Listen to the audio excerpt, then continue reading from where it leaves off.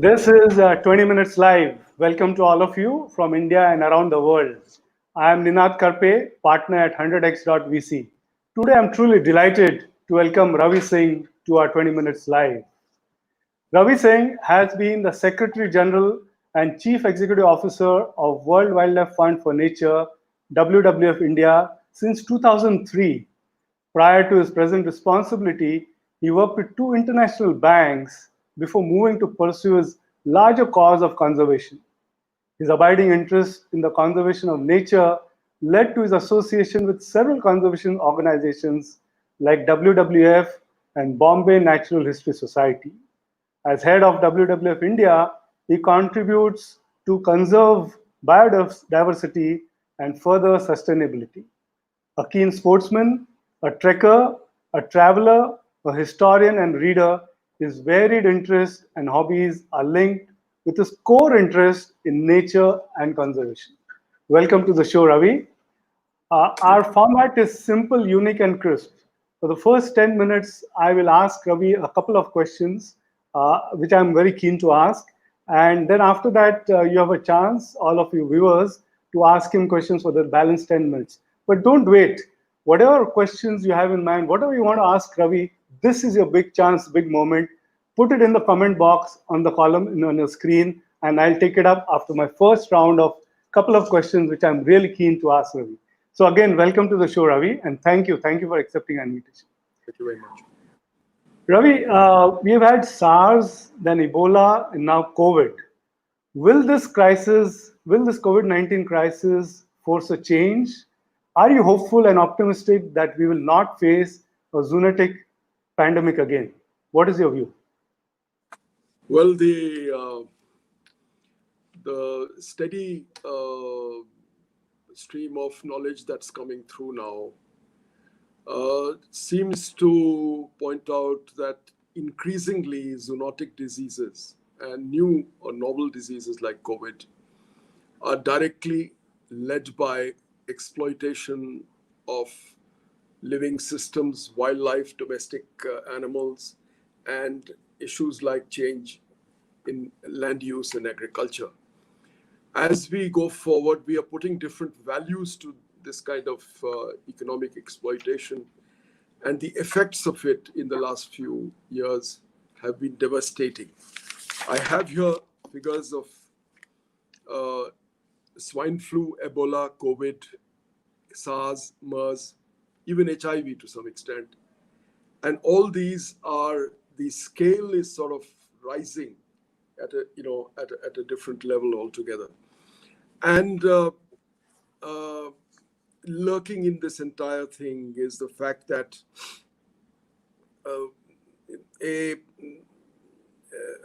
virus that was supposed to have been circulating amongst bats for quite some time, or seemed to be reasonably harmless, has now morphed to affect more than almost 3 million people now.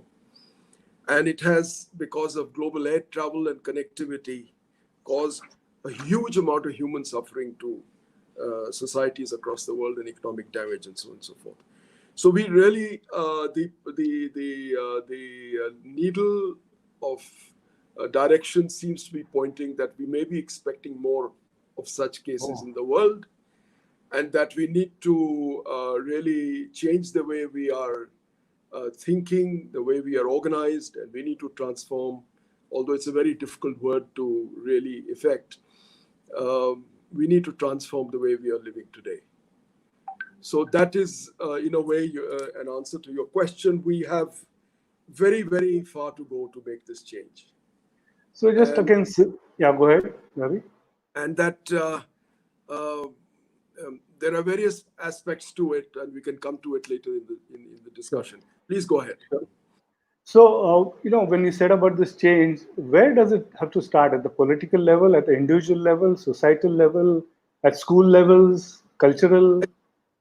In some cases, we do not have the luxury of time, I think. Okay. And we need to step up from this word called awareness into actual knowledge, and using that knowledge for conversion into policy and direction.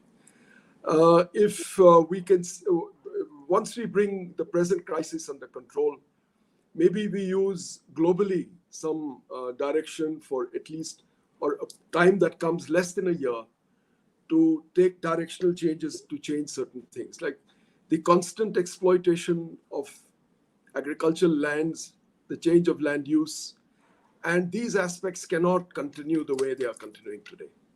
The exploitation of wildlife, the constant use of domestic animals for purposes of, different areas of economic activity, these are backfiring on us today.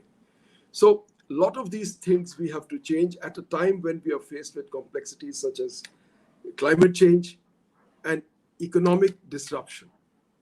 The next hopefully it does not happen before we are really prepared, but I think we need to do much more than where we are today. For instance, using a figure like investing possibly up to 2 to 4% into India's GDP into the health infrastructure. Right. Just think of that aspect, from wherever it is right now, below 0.5.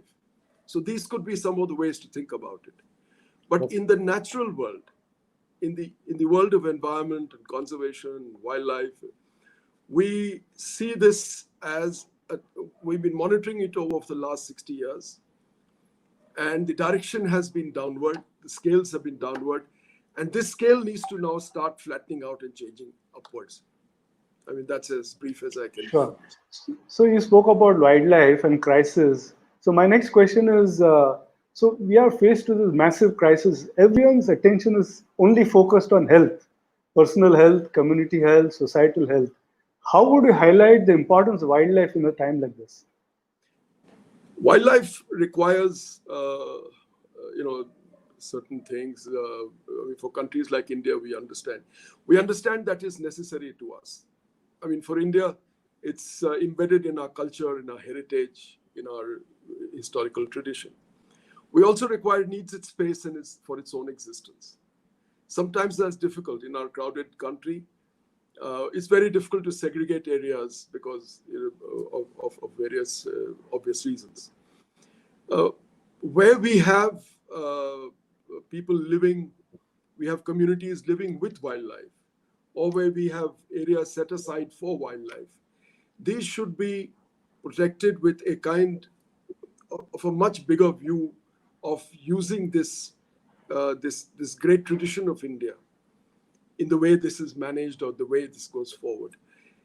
Certain places which are specific to the procreation of wildlife, because India thinks it's important, it's part of our constitution, it's part of our well-being, these should be managed better. They are managed well, but I think we need to go a few stages up, which is for our country maybe not that difficult. But in other areas, the provision of corridors, the ability to set aside certain areas for water management systems, for better clean rivers, for areas for our oceans and marine wildlife to recover, places in the Himalayas where they need to have freedom from exploitation and things like that. So these are things that are important, because to give them space to have health in your natural ecosystems is actually a benefit for us, because we will benefit through better air, better water and things like that. You yourself know we've had photographs in India showing the Dhauladhar range from Jalandhar, Yeah. or the Gangotri from Saharanpur, and from Bihar, the Himalayas in Nepal. Now these are showing us what nature can do if you follow a certain lifestyle, Sure. not by dampening your economic activity, but improving your own health system by changing your habit. So these habit changes, these changes of the way we are, these are essential for us to adopt for the next whatever period of time we decide to do, maybe 20, 25 years as a start. Sure. So I'll quickly move on to biodiversity, a topic very close to your heart. So we are facing a rapid climate change crisis and biodiversity loss. Is this a challenge which we cannot surmount? Is there hope, in simple words? See, I think this is well known. This is a challenge which is, tremendous for mankind. There's one big problem with the challenge, and that is it requires a global recovery. and its local recoveries, local protections are important for people to understand, but ultimately this requires a global change and global transformation in this entire process, which is the most difficult part. So we continue to perhaps go from one crisis to the other, one extreme system to the other, one whole season of cyclones which we cannot explain with past knowledge and so on and so forth. But very importantly, this knowledge that we have, we must understand how the earth works. We have, I'll give you two examples, and this comes from birds. Uh, this famous species of birds called the domestic sparrow. Right. And we think it's domestic and it's in this area. Bombay Natural History Society studies have shown sparrows, which are ringed for purposes of seeing where they go to, have been found, released from Delhi, have been found in Kazakhstan, have been found in Kyrgyzstan. One particular sparrow from Point Calimere in southern India, on the tip of southern India, was found somewhere near Bangladesh. Wow. Now, these species, I mean, there is a web of life. The Amur falcon starts up from the Amur, crosses India, and goes into areas of Tanzania and South Africa, and all the way back. Right. Now, these currents of life, I mean, black kites, the paria kites, so-called paria kites, are also showing us all these things. And many things are like this are connected. Now, what do they do? What do they require? They require a good system, a natural safety system where they go from, and a good system where they land. And in that, are they carrying pathogens? Yes, they could be. They could very well be carrying pathogens from Delhi all the way to the Arctic Circle. Or also good molecules which can improve the way we are in the world. So I think a lot of these things, to understand this, to have better knowledge, to know that we are interconnected, and that climate change is going to affect all of us, starting with maybe the species in the sub-montane areas of the Himalaya and the coastal communities that are there in India. Now, once we have this knowledge, we can undertake certain steps, which I think we are very close to. There are changes that may come in the next 5 to 10 years. I know it sounds a long time, which we did not see in the last 60 years or so. So mankind is developing towards that. I mean, the Millennium Development Goal talked about environment and natural systems. Right. The SDGs have taken it even further. The new, we seem to be coming to a new deal for nature and people, which in 2020 might be a way that mankind changes itself, the way it looks at the earth, and so on and so forth. So these concerns are that we are making a change. But I think we need far more knowledge, especially for these people who devise policy and take executive action, that this or that may not be the right way to go forward, or this or that will be the right way to go forward.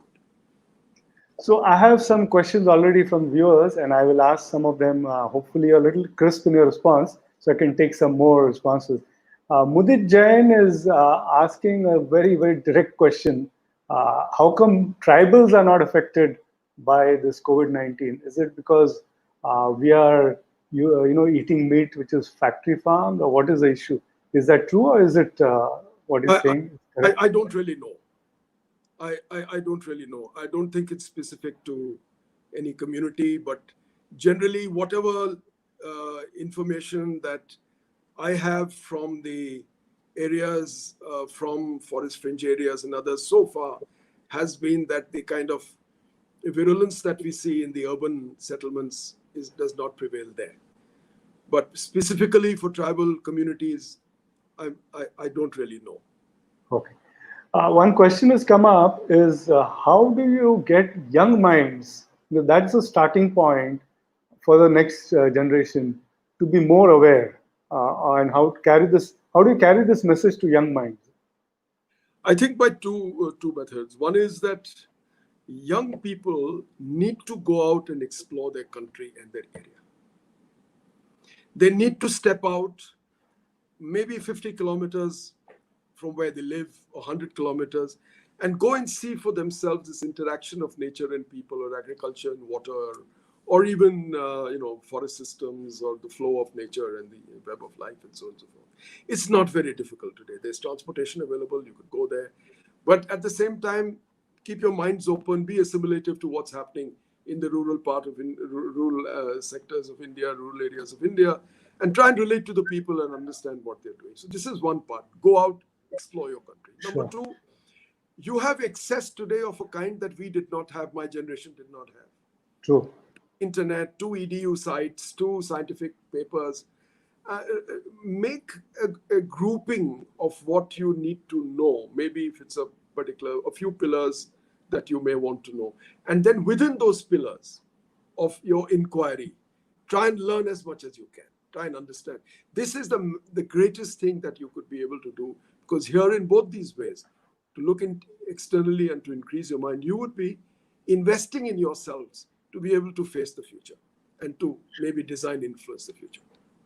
No, that's great. You've given some specific tasks and responses. So I have a question from a viewer, Vijay, and I would request viewers to please, if you have any questions, please ask. This is your chance to ask Ravi any question. Vijay is asking, what are the fresh challenges faced by wildlife conservation efforts in the face of COVID-19? Two or three things. Number one, a report that we recently did shows purely from newspaper reports and clippings and data coming from there.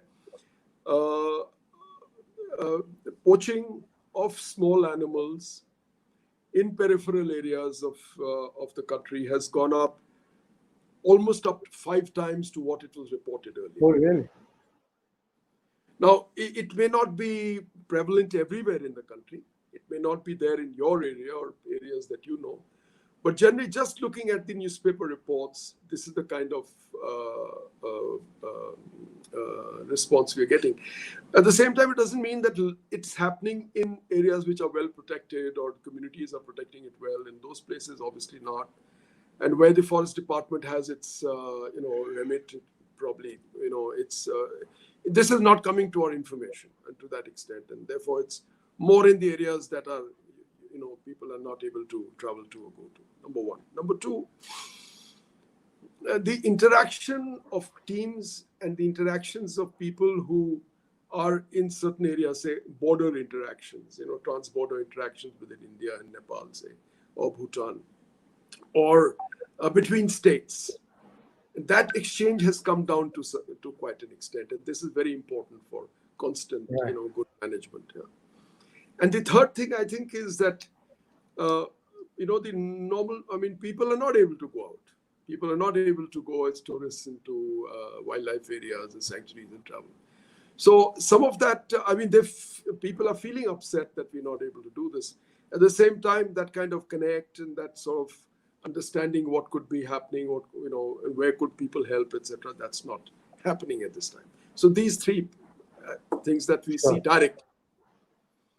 So you partially answered it, but Nikhil Bhatia, who's a very fond of nature, he's asked a question: is the current lockdown affecting wildlife sanctuaries' existence due to lack of tourists, or is this a blessing in disguise for wildlife? Really, it's neither in that sense. It's too soon, and the wildlife sanctuaries which people go to in India, there are few. The high visitation areas in every state are 3, maybe 5 in some cases, maybe less. So they're not necessarily entirely representative of this, and we need much more time to be able to analyze its difference. Initially, it may seem so because you're not getting evidence and you're not getting the right results. But generally, to say that it is better that people are not going there, I don't think that is a factor that comes up at this point of time. And wildlife is very curious, very, it goes and seeks out changes, looks for people when they were there and they're not there anymore. You had enough photographs of wildlife wandering through various parts of India. But at the same time, a certain amount of visitation is important. It's good. Okay. Tourism, and that could be beneficial for conservation as well. Okay. So there's a question from Subha Bangera. He's really a wildlife enthusiast and he loves it. So he's asking, how can we bring NHAI, National Highway Authority, to learn wildlife to build highways to suit wildlife to move more freely across Yeah. rather than coming in their way.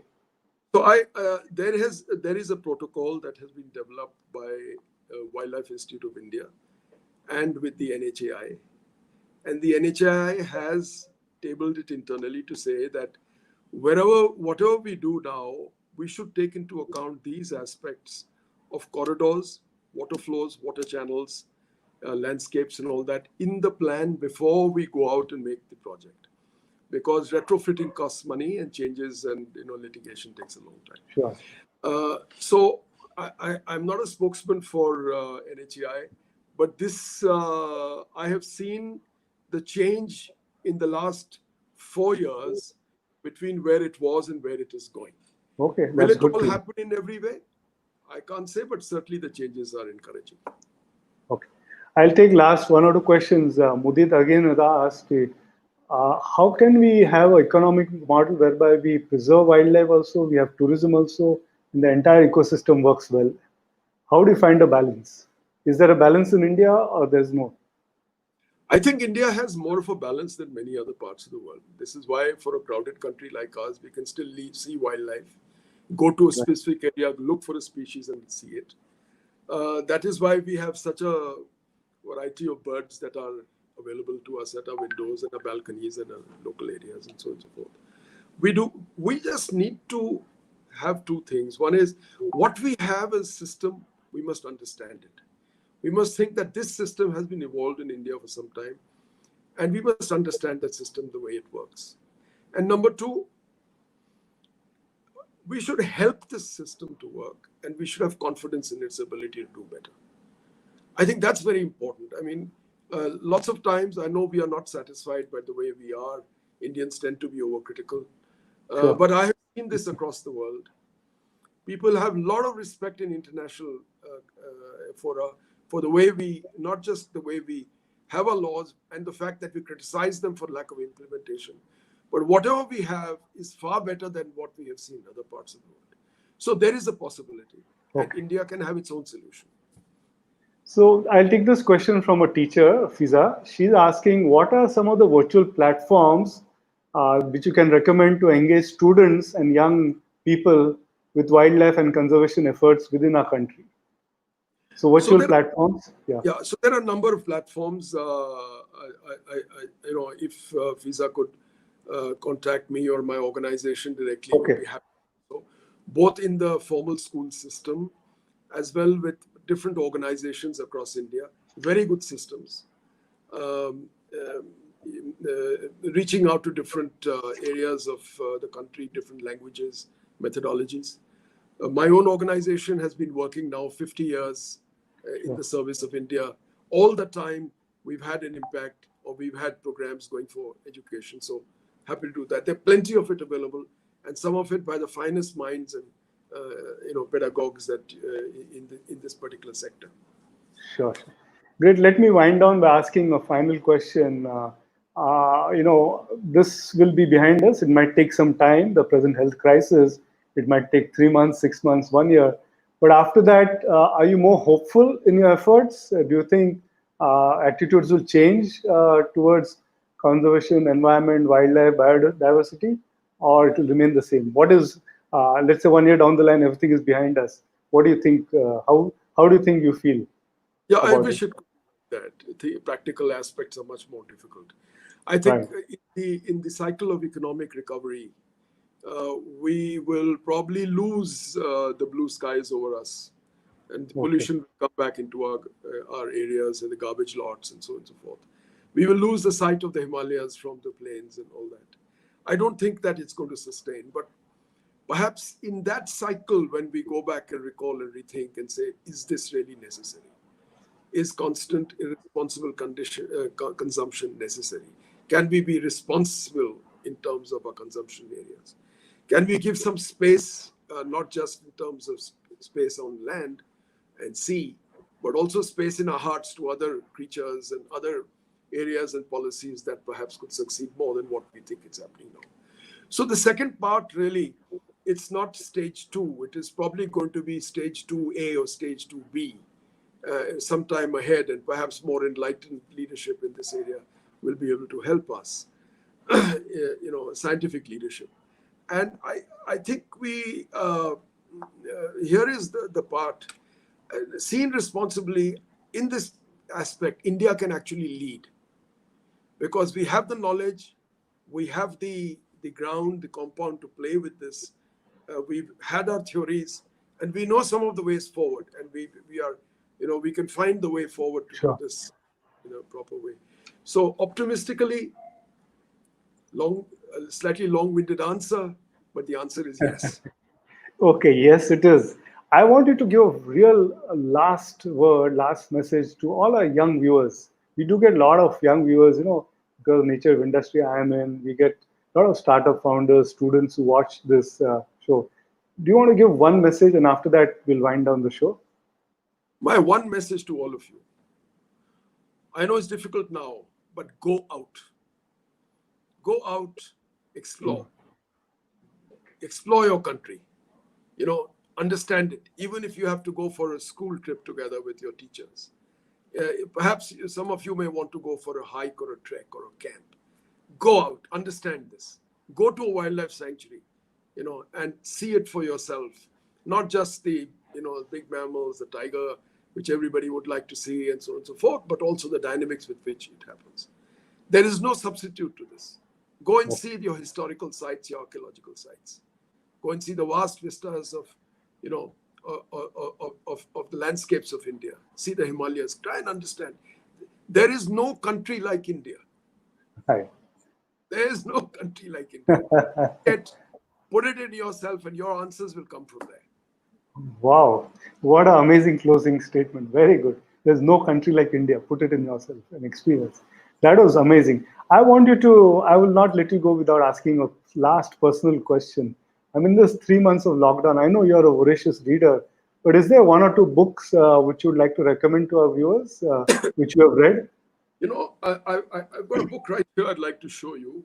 Sure. This, I know it's coming the other way around. This is Pranay Lal's Indica. Right. And this is the comprehensive natural history of the Indian subcontinent based on geological evidences and changes that have happened over millennia. It's one of the finest books that I have read. And it's not the first time I'm reading it. This is the third time I'm going through it. Oh, really? Because the amount of knowledge it gives you about your country, its evolution, where it happened, and where perhaps we can think of going, because they start from the journey of the continent breaking away from the landmass 68 million years ago, the longest journey of a subcontinent that the Earth has ever seen. And this is why I always say many aspects about it, but this Jambu Dweep, this old name for it, comes from there. Oh, lovely. Thank you, Ravi, for coming to 20 Minutes Live. We are really delighted you could come and spread this message. I was very keen that you come and spread your message to our viewers. It all adds up. At the end, it all adds up. And thank you, viewers, for joining us on this Thursday. Remember, every Thursday, 20 Minutes Live is at 5 p.m. Sorry, 5 a.m. I'm saying. The talk was so good. So thank you, Ravi. Thank you again for joining us. Thank you. Thank you. Thank you very much. Thank you for inviting me. Thank you.